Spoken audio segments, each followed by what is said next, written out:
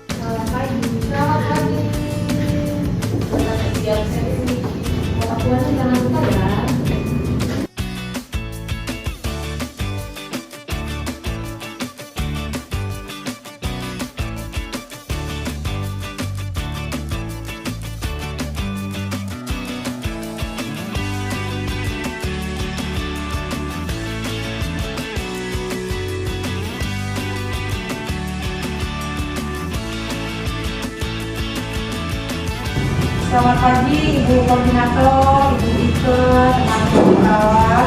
Di sini saya sebagai moderator dengan Nurse Mei. Ada materi kita hari ini Nurse Eka dan ada materi kita Nurse Nada. Di sini kita akan mempresentasikan kasus kelompok pneumonia dari kelompok Latifula. Saya mau persilakan kepada Nurse Eka untuk mempresentasikan kasus dari kelompok pneumonia. Kita silakan. Selamat pagi semua. Di sini saya menyampaikan presentasi terkait bronchopneumonia. Mungkin di sini teman-teman juga sudah tahu ya terkait bronchopneumonia. Bronchopneumonia sendiri adalah salah satu bentuk pneumonia yang secara anatomis terjadi peradangan akut pada dinding bronchiolus terminal yang menyebar ke alveoli peribronchial dan ductus alveolaris sehingga terbentuk fokus konsolidasi dikelilingi oleh parenteral yang lama.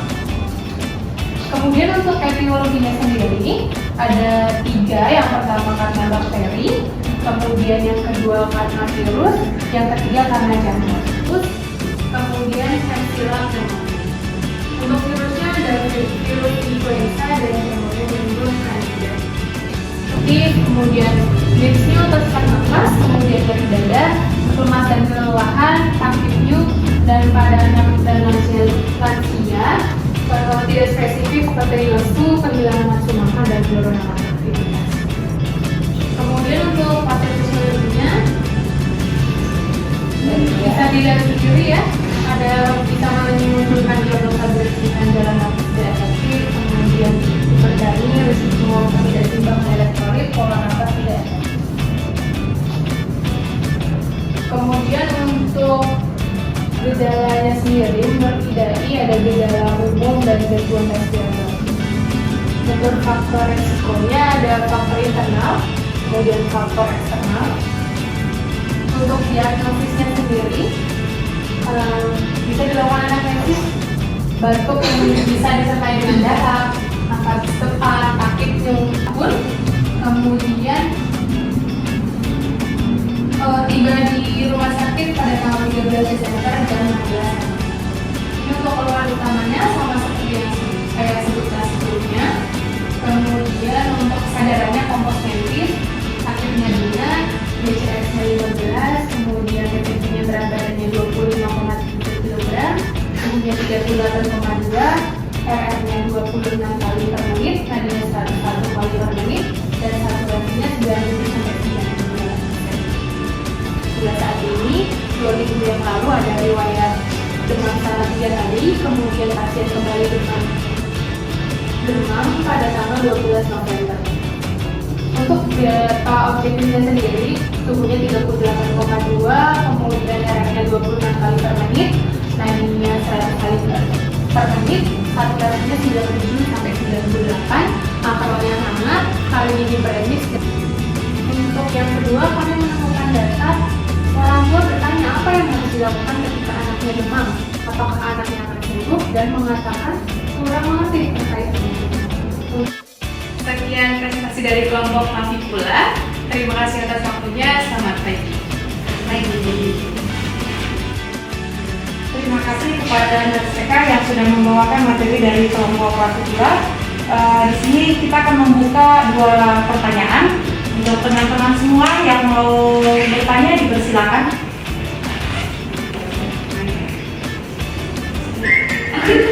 Kepada notulen harus nada nanti boleh dibantu dicatat pertanyaan dari teman yang mau bertanya. Tadi yang mau bertanya siapa? Oke, kepada Narsani silakan. Saya ini dari Dr. Yang mau saya tanyakan, BP biasanya terjadi pada usia anak berapa tahun ya? Terima kasih. Oke, kepada umat dari kita, NERSEKA, apakah pertanyaannya sudah jelas? Sudah. Ada lagi yang mau bertanya? Silakan kepada Chandra. Iya, saya Chandra dari unit OPD. Saya ingin menanyakan apakah dari penyakit BP itu bisa terjadi kejang pada anak? Sekian, terima kasih. Terima kasih pertanyaannya untuk Chandra. Di sini saya akan membacakan ada 2 pertanyaan. Yang pertama, BP biasa terjadi pada anak usia berapa? Yang kedua, apakah penyakit BP bisa menyebabkan kejang? Kepada NERSEKA boleh dibantu untuk menjawab pertanyaan. Silakan. Ya. Saya yang pertama akan menjawab Yang pertama saya akan menjawab pertanyaan dari Kak Eni ya. Yang soalnya adalah BP biasa terjadi pada usia berapa tahun? Untuk anak-anak biasanya pada usia 12 bulan sampai 5 tahun. Namun pada dewasa juga bisa terjadi karena faktor lingkungan dan merokok seperti itu. Kemudian untuk yang kedua dari Kak Chandra, pertanyaannya adalah apakah penyakit BP bisa menyebabkan kejang? Jawabannya adalah bisa karena terjadi infeksi pada tubuh seperti apa? Kemudian yang kedua saya akan menjawab pertanyaan dari Kak Chandra. Pertanyaannya adalah apakah penyakit BP bisa menyebabkan kejang? Jawabannya adalah bisa, karena ketika terjadi penyakit BP ini ada terjadinya inflamasi. Mungkin jawaban dari saya seperti itu. Saya kembalikan ke moderator. Terima kasih kepada NERSEKA. Saya ingin menanyakan kepada Nerseni dan Nersani, apakah jawaban yang sudah dijelaskan sudah cukup jelas? Saya yang terjadinya kejang itu karena inflamasi aja atau ada faktor lain? Terima kasih kepada Chandra. Di sini mungkin saya persilakan kepada Nersika sebagai koordinator bisa membantu untuk menjawab pertanyaannya. Dipersilakan. Saya koordinator Nersika. Sebelumnya mungkin menambahkan untuk pertanyaannya Chandra ya, untuk kejang pada bronkopenemoni itu di anak-anak bisa terjadi karena biasanya itu pemicunya adalah demam.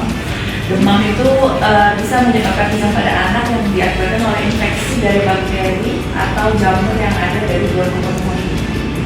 Biasanya untuk penanganan awal kita bisa langsung bawa ke rumah sakit atau mungkin kita jika ada obat-obatan dari sup untuk anak-anak bisa diberikan. Tapi memang jika memang kejang, biasanya kita juga harus membiarkan anak dulu atau mungkin kita berikan sendok dulu untuk anak. Begitu sih dari kita. Oke, terima kasih kepada Nersika. Apakah Nersana sudah puas dengan jawabannya? Sudah puas, terima kasih. Terima kasih. Sekian presentasi dari kelompok partikular.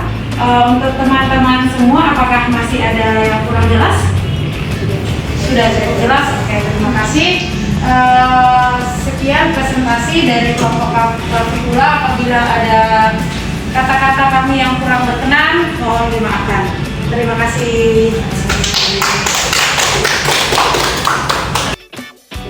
Baiklah, di sini saya akan menyimpulkan materi dari yang sudah tadi disampaikan oleh NERSEKA tentang kelompok pneumonia.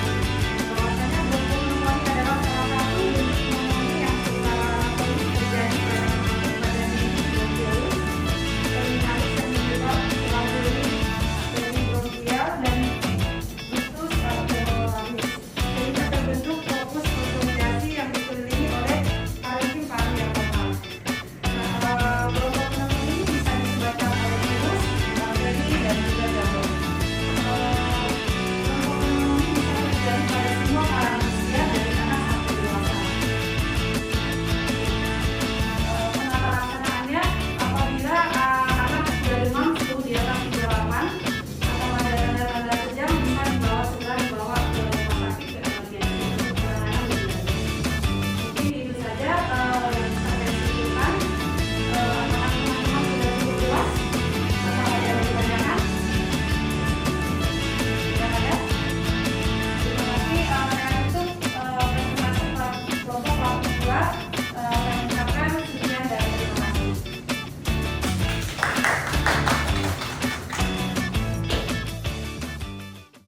Review materi dari kelompok OS Clavicula. Preceptorship adalah metode pembelajaran dan pengajaran yang melibatkan seorang preceptor atau pembimbing dan precepti, peserta didik. Preceptorship bertujuan untuk membantu precepti dalam mengembangkan keterampilan dan kepercayaan diri, sehingga dapat meningkatkan kepuasan pasien. Pembelajar atau precepti adalah mahasiswa kesehatan keperawatan atau kebidanan, perawat baru, dan kenaikan peringkat atau jenjang karir. Adapun tugas pokok preceptor adalah 1. Identifikasi kebutuhan belajar klinik, 2. Pengalaman dan kompeten membantu para precepti, 3. Komitmen tinggi membimbing precepti selama praktik klinik, 4. Membantu menyelesaikan masalah transisi peran, dan yang kelima bersama precepti formulasi tujuan belajar. Model Teaching Learning Preceptorship: 1. Self-directed learning, 2. Conference, 3. Bedside teaching, 4. Case-based learning, and 5. Case presentation. Building learning commitment membangun komitmen dalam belajar secara individu atau kelompok untuk mencapai tujuan secara optimal. Selanjutnya ada case presentation, yaitu kegiatan membahas suatu studi kasus tertentu yang diikuti beberapa peserta dan dipimpin oleh seorang yang ahli di dalam bidangnya. Langkah-langkah case presentation, situation, purpose, audience, dan metode. Selanjutnya bedside teaching, yaitu metode mengajar peserta didik di samping tempat tidur klien. Bedside teaching yaitu langkah-langkahnya adalah yang pertama persiapan, penjelasan singkat, kemudian pengajaran, refleksi, dan yang terakhir pemberian tugas untuk di rumah.